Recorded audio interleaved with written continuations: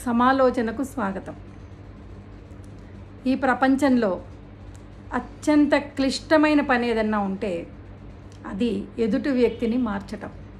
అంటే మనకు నచ్చినట్టుగా ఎదుటి వ్యక్తి మారాలని కోరుకోవడం ఏదైతే ఉందో అది ఈ ప్రపంచంలోకెల్లా చాలా చాలా కష్టమైన పని. ఎందుకంటే ఏ ఒక్కరూ కూడా మారరు.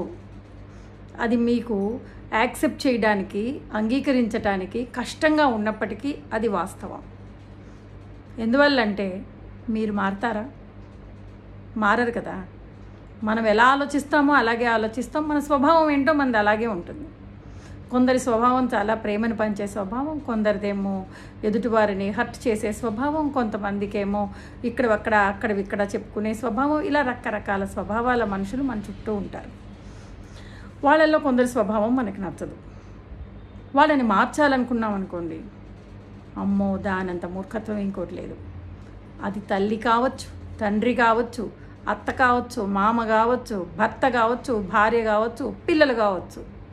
కాబట్టి మన తల్లిదండ్రుల్ని, మన అత్తమామల్ని, మన భర్తని లేదా మన భార్యని, ఇట్లా మనలో ఎవ్వరికి సంబంధించిన క్లోజ్ చుట్టాలు కానీ, క్లోజ్ ఫ్రెండ్స్ కానీ ఎవరిని కూడా మనం మార్చలేము.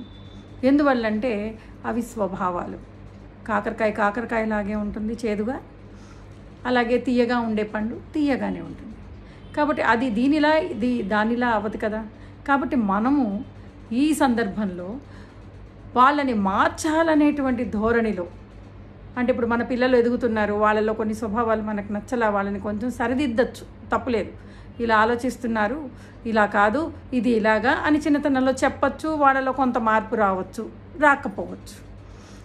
కానీ పెద్దవాళ్ళని మనము పదే మన చుట్టూ ఉన్నటువంటి మన స్నేహితులని, బంధువులని, వాళ్ళని మనకు అనుగుణంగా మార్చుకోవాలనో, లేకపోతే మారాలనో, లేదా వాళ్ళ స్వభావాన్ని ఊరికే వేలెత్తి చూపించటమో అలాంటివి చేయొద్దు. ఎందుకంటే అది మనం మార్చలేనిది. కాబట్టి దాన్ని వదిలేయాలి. అది వదిలేస్తే ఎలా? చాలామంది అదే అనుకుంటారు, అలా ఎలా వదిలేస్తాము, మనకు చాలా ఇబ్బంది వాళ్ళ వల్ల. అంటే ఇబ్బంది అయితే దానికి ఇంకొక సొల్యూషన్ ఉంది, నేను చెప్తా.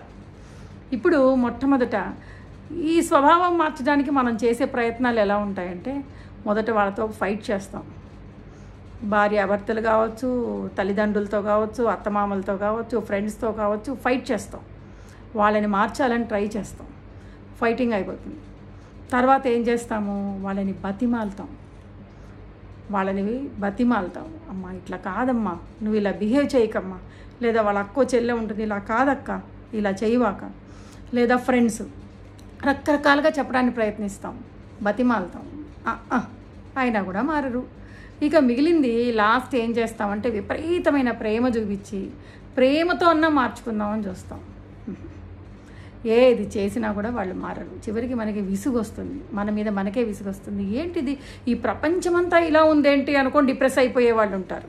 ఈ నేపథ్యంలో అసలు డిప్రెషన్ మీకెందుకండి? ప్రపంచం అంతా ఎలా ఉంటే మీకెందుకు? మీ భార్యో లేకపోతే మీ భర్తో మీరు నచ్చిన విధంగా లేరు అయితే కూడా ఏంటిది, ఏమవుతుంది? ప్రతి వాళ్ళు మీకు అనుగుణంగా ఉండాలని రూల్ ఏం లేదు కదా. వాళ్ళని ఎలా ఉన్నారో అలా యాక్సెప్ట్ చేయండి. ఇది మొట్టమొదటి సొల్యూషన్. ఈ సమస్యకి మొట్టమొదటి సొల్యూషన్ ఏంటంటే, ఎదుటి వాళ్ళు ఎలా ఉన్నారో అలా యాక్సెప్ట్ చేయండి. వాళ్ళలో మీకు నచ్చని ఉన్నా కూడా, ఇదిగో ఆ వ్యక్తులంటే మీకు ఇష్టం కదా, కాబట్టి అవి కూడా యాక్సెప్ట్ చేయండి.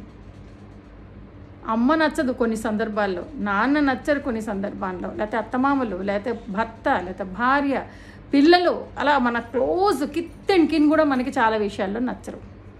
కాకపోతే వాళ్ళకి కమ్యూనికేట్ చేయొచ్చు, కానీ చేసినంత మాత్రాన వాళ్ళు మారుతారని రూల్ లేదు. అలాంటిది ఎక్స్పెక్టేషన్ పెట్టుకోకండి.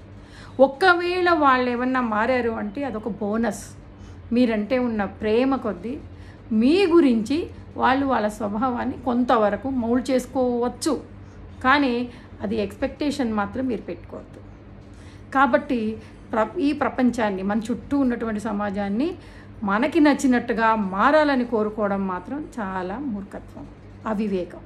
అందుకని ఆ ప్రయత్నం చేయకుండా ఏం చేయాలి, ఆ ఎదుటి వ్యక్తిని మనం వాళ్ళు ఎలా ఉన్నారో అలా యాక్సెప్ట్ చేయడం నేర్చుకోవాలి. ఆ యాక్సెప్టెన్స్లో చాలా ఆనందం ఉంది. తల్లిదండ్రులు కూడా చాలా సందర్భాల్లో గమనించండి, అబ్బో మా చిన్నవాడండి, వాడు చాలా ఇదండి అదండి, వాళ్ళకి నచ్చని స్వభావాన్ని కూడా వాళ్ళు ఎలా చెప్పుకుంటారంటే ముద్దుగా చెప్పుకుంటారు. అంటే ఏంటి, వాడిని చాలా ప్రేమిస్తారు కాబట్టి వాడు చేసే పనులు, వాడి స్వభావం నచ్చకపోయినా కూడా వాడు అలాగే ఉంటాడు, వాడు అంతే అనుకుని సర్దుకుంటారు. ఆ సర్దుకోవడంలో ఆనందం ఉంది. లేకపోతే వీడింతే అని విసుక్కుంటే ఏమొస్తుంది, వాడి స్వభావం అదే.